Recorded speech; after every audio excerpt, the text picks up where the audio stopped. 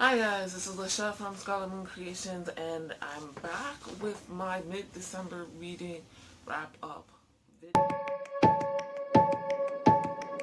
2020 is almost over. That's weird. The end of the year is always weird, so. Hey guys, before I jump into the video, I just want to give you a heads up that in the description I have links to the issues going on in the Philippines as well as other Pacific Island countries like Togo.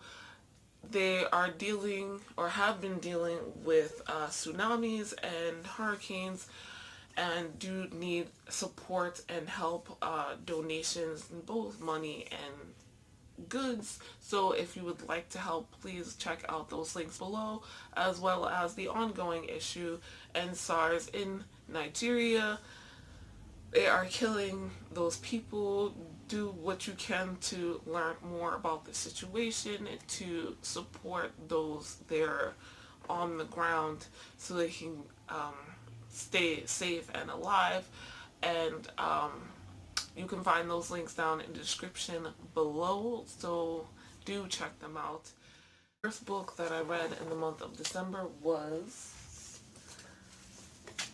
A Court of Mist and Fury by Sarah J. Maas. This is book 2 of the A Court of Thorns and Roses series by this author. This is a reread, and I guess counts as fantasy romance specifically, but it's a YA high fantasy series.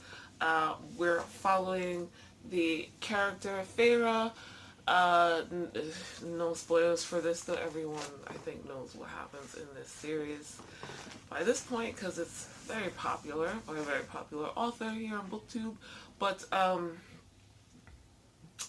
yeah, we're following Feyre, who is a human living in a world where humans have very little land or space to live on. The majority of the world beyond the wall that separates them is inhabited by the Fae. Now, Feyre is very poor, from a very poor family. They were not always this way, but they're down on their luck, and her father is injured and cannot take care of her and her 2 older sisters. So Feyre is the one who goes out hunting, and one day while out hunting she comes across a Fae who has transformed into a wolf, and she knows this, and she kills the Fae, and his prince comes and takes Feyre away from her family as revenge, as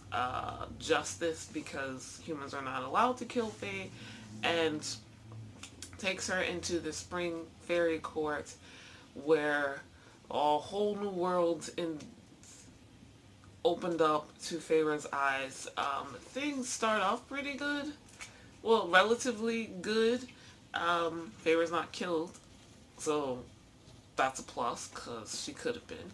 But she's learning this whole fairy world, and there's lots of dark secrets, and then the end is pretty grim. So this picks up not too long after the end of the previous book, and Feyre has now a contract with another fairy prince kind of hanging over her head, and she's a whole new person in this one, and she's trying to adjust to everything that's happened at the end of A Court of Thorns and Roses, the first book, and things are a lot grimmer, a lot darker, a lot more realistic in this one, and I guess that's kind of why I like it. I always kind of like the idea of Fae being not mysterious and magical, but more like they are stronger and more powerful than human beings, but they're not locked into the social norms that we are, and they have their own system of things, and there's kind of like a dark Fae and a light Fae, and not just that duality, but I always like that. And how, you know, their morals are not our morals, so we kind of get tripped up in what we expect things to be, even with legends and stuff about the Fae, but they have their own system and way of doing things, and it's not as straightforward as you would think. Like I said, they don't think and act according to the way we expect humanistic beings to be. So yeah, and I like the Dark Court in this. You know, we have the Found family. I also have to say that this one definitely has the most similarities to is it Jacqueline Carey or is it Anne Bishop's what do you call it series? Anne Bishop's, this has the most similarities to Anne Bishop's Black Jewels series. Honestly, reading this a lot, I'm like, oh, I really want to reread that from the beginning, especially since another new book from that is coming out. So yeah, the Illyrians are super similar to race of beings in the Black Jewels series. How they're raised, how they treat bastards, the way they look physically, that kind of thing. So I'm like, oh. So yeah, I really enjoyed this, and on the reread, I gave it 4.5 stars. So now I can go to the next book, which is the one I haven't read yet. So I'm done with the reread.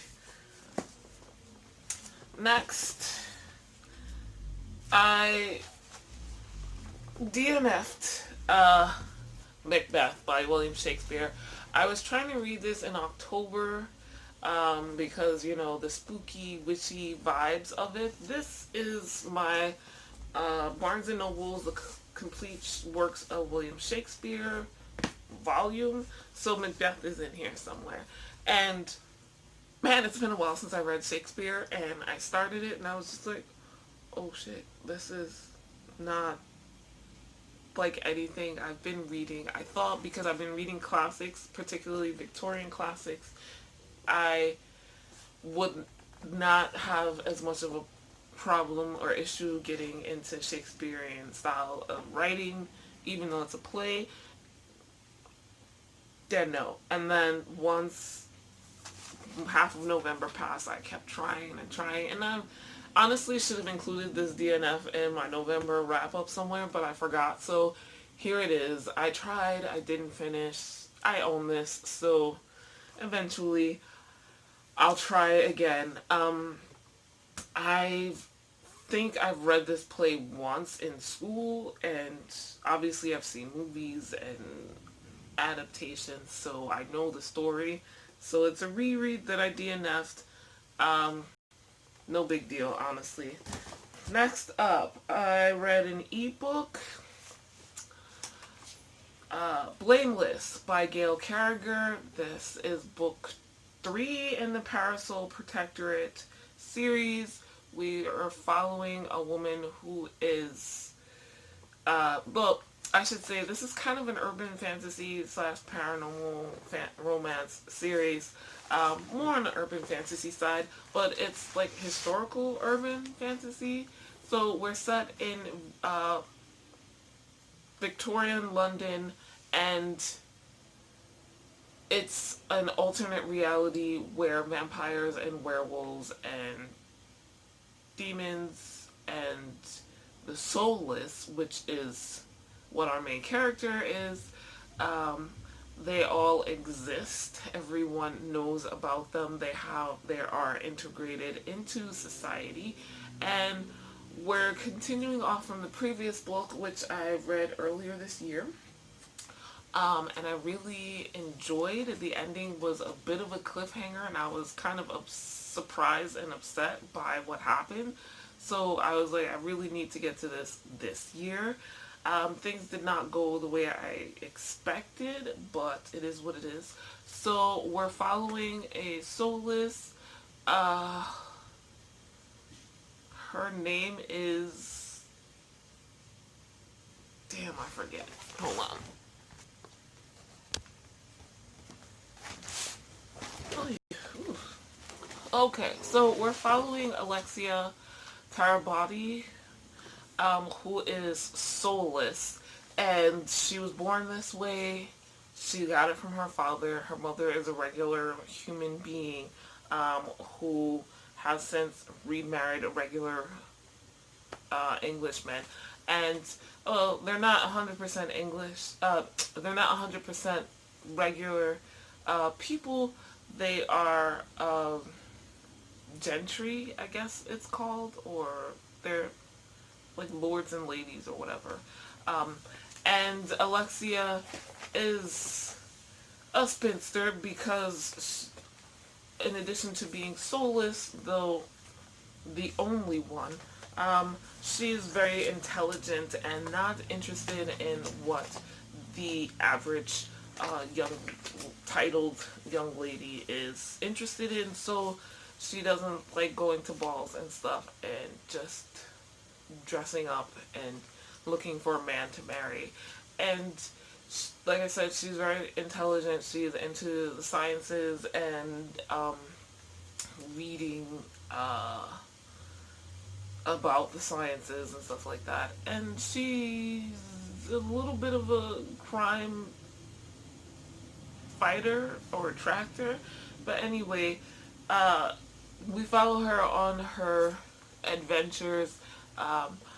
A lot of them have to do with Lord Macon, who is in charge of one of the local werewolf packs, and also with her friend, who is a vampire leader. And yeah, this one Alexia winds up leaving London because she needs to find proof or help to find proof of something.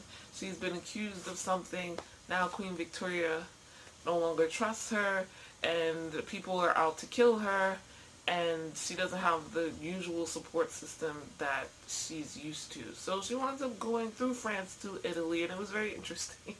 The series is very lighthearted. It doesn't get too intense, though there is danger and violence. And Alexia is a little bit ridiculous, and despite having a level head on her shoulders. So I gave this a 3.5 stars. I really needed a little bit of romance and a little bit of irreverency.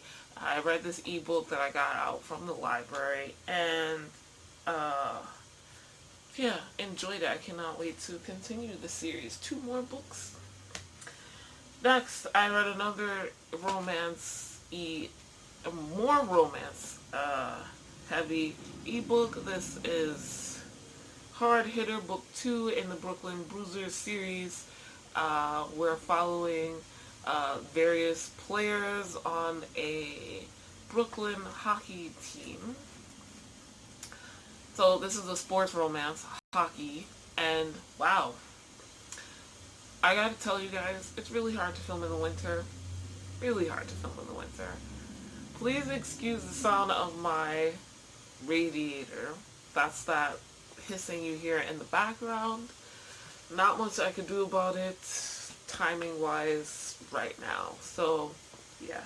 But yeah, this is a ebook I got out from the library. Adult romance. In this is book 2. I finished finally book 1 earlier this year, I think. So I like this one better. We're following Patrick O'Doul. We hardly ever get to hear his first name in this, so I think Patrick is correct.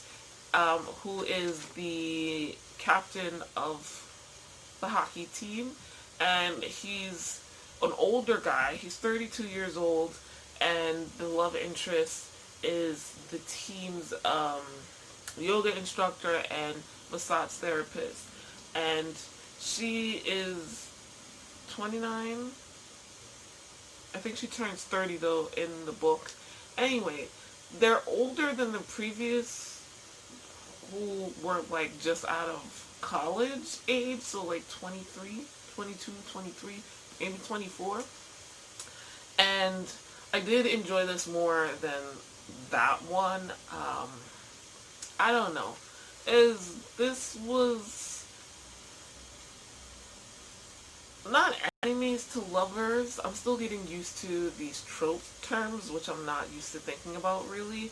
But there was a little bit of distrust on Patrick's side. He had a harsh childhood growing up, and so he doesn't really like people touching him. But he's getting older, and he's one of the, I'm going to say enforcers, though I'm not 100% sure if that's the correct term for hockey. They do talk about that in the series, but I just let the hockey details flow over my brain.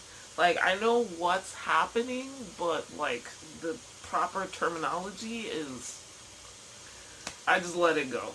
I don't need to buckle down to know, to remember for these reviews. But, what was I saying? Oh, yeah. So, the, yeah, Patrick is getting older. He's an enforcer, so he fights a lot. There's fighting in hockey, if you guys were unaware. It's known for that. And one, it's getting old for him. Like, he doesn't really want to fight anymore, but it's also getting harder mentally as well as physically.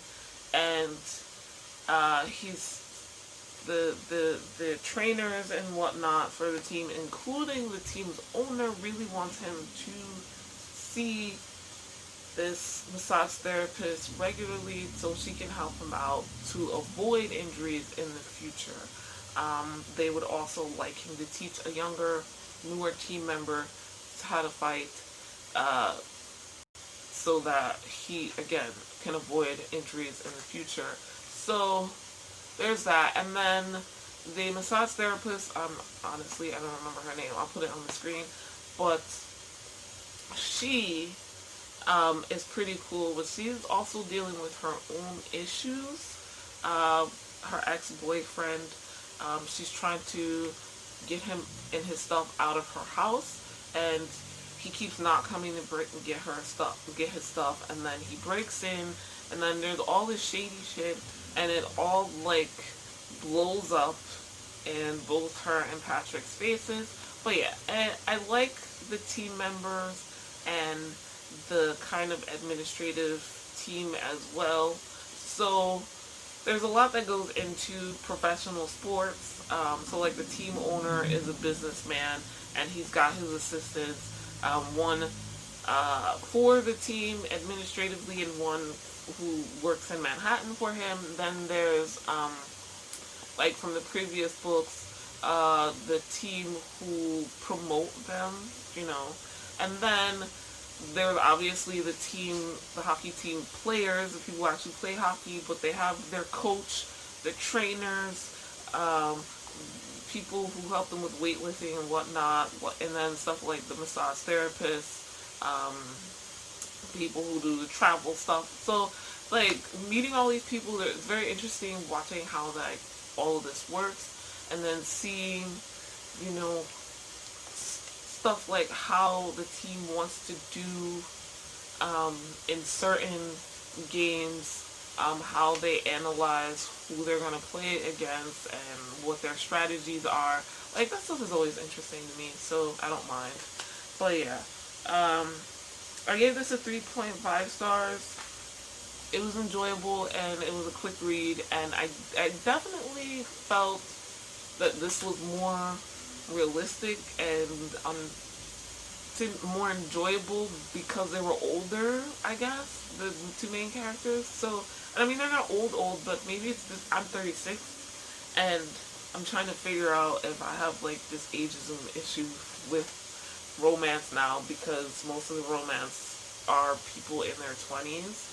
And even though I don't have, like, tons of romance experience, it seems like older characters are more comfortable for me, for whatever reason. Okay, in the last book I want to talk about having read in the first half of the month of December is The Marvelous Land of Oz. So I read the second book in this Oz collection, volume 1, which was The Marvelous Land of Oz. You can see written here. I actually listened to the audiobook of this from the library. This is a children's classic fantasy series set in Oz, very well known by L. Frank Baum. Most people know The Wonderful Wizard of Oz, where Dorothy, a regular girl from Kansas living with her aunt and uncle, gets swept up in her house during a tornado which drops her in the land of Oz, specifically in the Munchkin land, and she falls on with her house falls on by no fault of her own on the Wicked Witch of the East, killing her, and Glinda the Good Witch gives her the Wicked Witch's slippers and sends her off down the yellow brick road to the Emerald City and the Wizard of Oz, so that hopefully the wizard can help Dorothy find a way back home. Dorothy meets the Scarecrow, the Tin Man, and the Cowardly Lion along the way, who all join her in her journey to the wizard in the Emerald City to somehow get brains, a heart, and courage. And so yeah, this continues the story, which I didn't realize. And I was more interested because I did not know what was going to happen in the Marvelous Land of Oz. We follow a young boy named Tip, who is the kind of slave slash apprentice to this witch. Sorceress, I think, is what they said. She's not allowed to call herself a witch, good or bad, because Glinda said so. Anyway, she does magic of a sort, and but she doesn't treat Tip very nicely. Tip creates this pumpkin-headed being and uses this sorceress's magic powder to bring it to life, and then they go off on an adventure through Oz, and he meets some of the characters that we know and love from The Wonderful Wizard of Oz. And it was very interesting. There's a twist ending, and